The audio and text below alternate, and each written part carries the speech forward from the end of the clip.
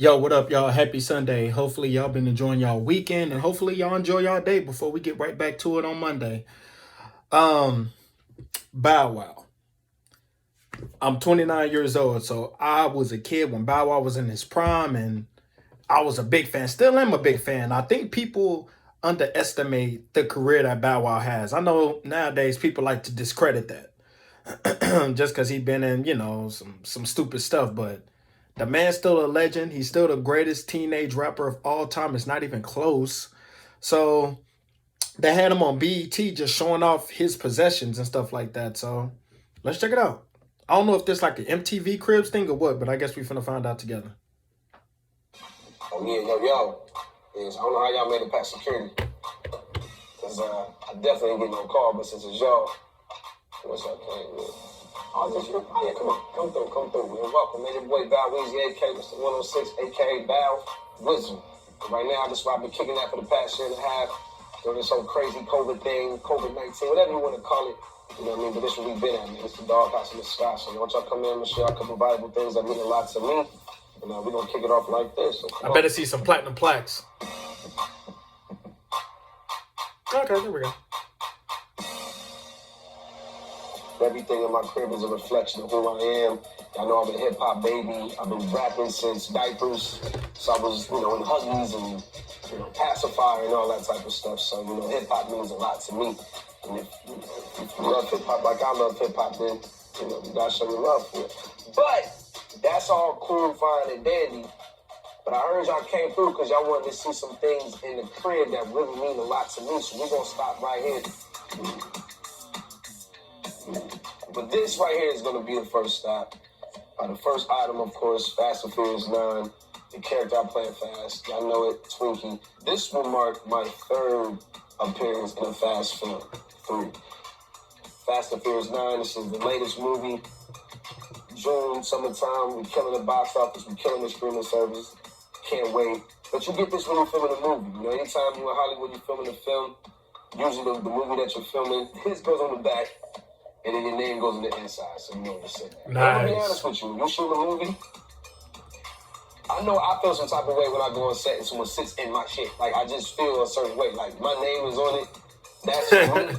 And get your ass up. You shouldn't be fair enough. So, just to give y'all like a little insight. I just on set etiquette. Like, try to sit in the director's chair with your name on it. You might be safe. Or just stay ass in the trailer. It's always good to stay in the trailer. To go along with that is this, which means a lot to me, because this right here, what you're looking at with all the coffee stains and sweaty underwear and socks that this thing probably had to live through in my luggage when I came back from London, England, to be able to say, yo, I have an iconic franchise film under my belt. It means a lot, man. It really does. It was just amazing how this whole thing came about. Even me getting into the third one, how I even got into the Fast and Furious franchise was crazy. I was on tour, and we was on the Universal lot performing.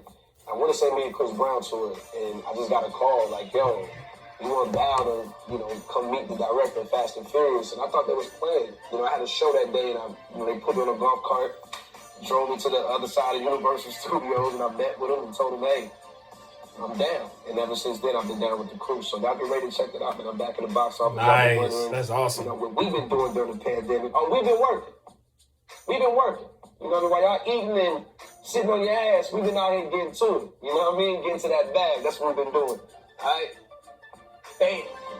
My 4th album, Platinum City. I don't even play cell phones anymore. Like, this is a flip. Oh, yeah, this old. This is a flip phone. Real old. We bring out a flip phone nowadays. Just don't do it. Don't do it. No one's tripping nowadays.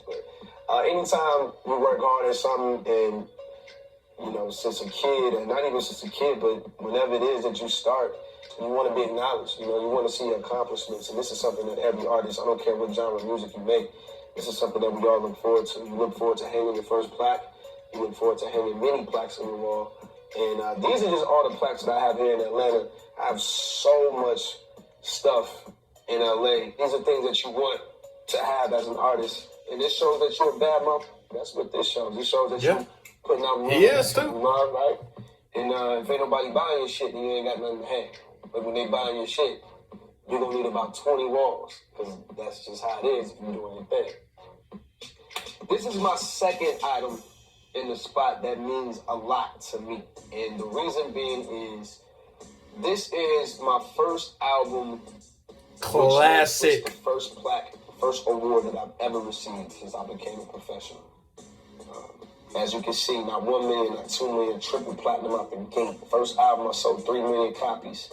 I think I sold under 100K the first week, which is not good. But when you put in the work and you don't give up and you continue to do your thing and perform, and you don't even think about the numbers. A lot of times artists get caught up in the numbers and they can mess with you mentally. For me, it's all about just putting out a great body of work and having fun with it. And this is how I approached my first album. I think I went from selling like 90,000 records the first week, and then we grew to 3 million copies, which meant we went to work. And that's some hard work right there. I was only 13 years old when I did that. And, this is crazy. Me just looking at it right now, and I look just like my daughter, too. My daughter looks just like me in this middle picture right here. But, wow. Out the gate, man, that's tough. Twins. You don't see that nowadays. Like, you just don't. You might see somebody go triple platinum maybe once every 2 years, 3 years. That was just the thing back in the early 2000s. Records was really being sold and bought. Where now, we in this age of streaming and downloading. From this way of hustling to now the new age way of hustling. So we getting plaques all across the board, whether it's movies, which you don't get plaques for, you get other things for that. Or whether it's music, entertaining people on my YouTube channel, dropping music constantly. We win it all across the board, man. We're going to keep it that way. Now, something else that's really, really fly, I'm going to show y'all. Oh, yeah, y'all see the do-rags, right? I'm wearing one right now. So I can get the close-up on this, because this is velvet. They got to see it. Homies come over, and they always... Now you gotta believe it or not, Yo, Val, just got a haircut. I got one of those. But obviously... all out the crib. Just grab one, whatever one you like, grab it, and match it out. Ain't gonna do me no good. It don't be in the house anyway. That's how I look at it. You guys gotta really, get a load of these. I'm gonna wait. I just gotta follow me. I don't want y'all to see this shit. That's what I'm saying. I don't want you to can't see all this shit. Oh, but we can make a pit stop real quick though.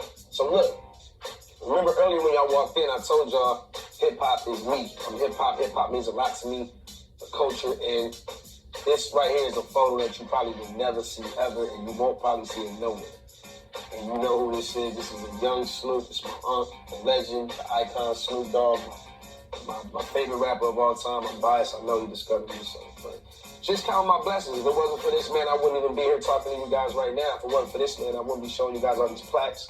I got something to do with it too, but this is the man who gave me my name. This is the man who allowed me to go on the Arsenio Hall show. He brought me with him, and he didn't allow me to stage.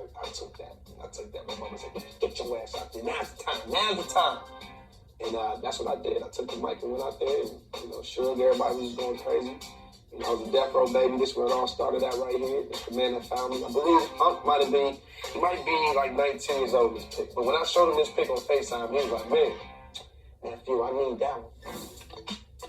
So right now, we'll take a walk to the black hole. You know what I mean?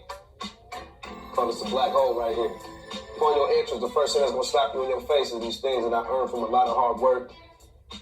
As you can see, my YouTube awards right here, passing 100,000 subscribers. You know what I'm saying? You get the silver joint, and you pass 100. And then when you pass 1 million, then you get the big boy. You know what I mean? Passing 1 million subscribers, they see the big gold joint. So this means a lot to me because, no label help. At the time, no management, no nothing. This was strictly my idea. I'm like, damn, man, how can I really tap into my fans? Once the whole social media thing really that became the thing and the way to hustle, I had to jump on board with it. You know what I mean? It's all about standing the time, and you got to move with the current things, and that's how I did it. So these 2 awards right here mean so much to me because this is all self-earned and Tyler Studios. We just doing this thing on my own and coming up with my own content with no help, no content creators, no none of that. This right here means a lot to me as well. This is the official invitation to his Imagine This grand opening of his film studio here in Atlanta. Everybody saw how iconic that was. And I will never, ever in life get rid of this because this is a one-of-one. Only a handful of people have this. It's a very special night. We're all together under one roof. And that was also the night that I made my son. Moving on.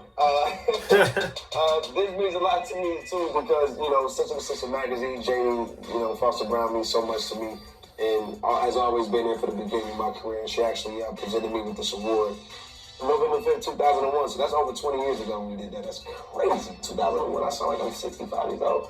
Y'all all know how I feel about kids. World's Children's Day at McDonald's. I'm always doing things, trying my best to get back. And like I said, I'm a father too now, so I feel like it's my responsibility to step up and start, leading that, getting involved with things. And I've been involved in the community for quite some time. That's big right there. My National Stop the Violence Entertainer of the Year award. That means a lot to me. I don't really rock with violence like that. I'm a cool cat. I like to get money. I like to chill with my boys, take trips, have fun, enjoy life. Life is meant to be lived. Life is meant to be, full of happiness and laughter. And I feel like that's some of the best exercise you can give somebody. And that's how I've been doing. Anyway, I got some things that I would like to show you guys that really mean a lot to me. Out of everything in the crib, I must say, y'all done seen the plaques. Means a lot. It's cool, right? It's cool. You've seen the awards. It's cool. It's cool, man. Show you some photography, some classic hip-hop iconic pieces I got in the condo. It's cool, right? Nothing's cooler than this. You gotta get more than this. You know what I'm saying? See, this is the no-fly zone right here. You gotta be daddy to cross this. It's like the grown folk section / dad section. And the reason why is because all of these toys belong to my son. Or when we watching basketball, he sits here with his basketball hoop, dunking the ball and watching the game. So when it comes to this, he goes crazy. Like if I put the ball in his hand and say slam dunk, he'll do it. Like he knows what slam dunk means. Of course, man, y'all know how I am about being a dad. And of course, having my first son, like words can't even describe the feeling. And I get that with my daughter too. My Shasha's my everything. Y'all know that from all the viral videos. You guys see how our relationship is and how we vibe and and stuff like this she used to want. But now it's all about iPads and nails and makeup and all the girly stuff. All of that stuff just brings joy to me. It just makes me a better person, a better artist, a better actor, a better everything. Once home is solidified and taken care of, you can go outside and perform at your best. And I think that's for anybody. And I will say this, my home is taken care of. You ain't got to worry about that. Behind my back, I'm trying to hide them. I know you guys probably saw something, but when you asked me to show you items in my crib that mean the most to me, nothing can out-top these. Damn. Wow. These are not the official shoes that I wore in the movie, but these are the exact model that I wore in the Like Mike movie. The shoe that I wore in Like Mike was the Nike Blazer. You know what I'm saying? The Blazer's been around before our time. This is actually me paying homage to my movie Like Mike. And also, Like Mike was my first big film, me playing the lead at 14 years old. That was crazy. So once I hit triple platinum, I just took the world by storm and I just started getting offers from everybody, from everywhere. I had this shoe made, actually, BW Apparel, my line, as I see I'm rocking that right now. The vintage little Bow Wow tee. Right before COVID hit, before all of that, I was, chilling with my designers and my apparel, and I said, yo, I think this would be lit. I want to pay homage to the Like Mike movie. I want some blazers custom made for me. And what they did was they did exactly that. That's awesome. I've never seen work on a shoe like this. You see it says Knights, my number 3. It says Cambridge. All through the shoe, of course, my logo on the back, the BW logo. You see that all over the merch. If you're online, bwapparel.com, make sure you log on and go get you some. I only wore them once, and you can see that's from Madison Square Garden. That's from the stage. So these are worn. Yes, these are actually mine. And I even put the MJ in the tongue like I do in the movie. When I discovered that these were Michael Jordan shoes, and I go, MJ. Yeah, so we got the MJ in the tongue, so these is for real, for real. But I wore them once, wore them in New York. I saved them for that show because, every concert I've ever done at MSG, it just means a lot. So I wanted that night to feel special because it was a special night. And I brought out the Like Mikes for that one show. And I was never, ever going to wear these again. I have decided because my heart is so kind, I'm going to let these things go. Wow. Without further ado, I want to go ahead and actually donate my 101 custom Like Mike worn shoes that I wore on stage at Madison Square Garden to the Boys and Girls Club. And the reason for that being is because I have been embedded with the Boys and Girls Club for years. I've done so many things with them throughout my career, and hopefully these shoes can inspire the kids there, and want them, and hopefully it encourages them to go chase their goals and dreams and know that anything is possible. That's what these shoes mean to me. I'm passing those things on down to you guys, and without further ado, I am gone. And I'm gonna make sure I sign these too for y'all. All right? Thank you. God bless.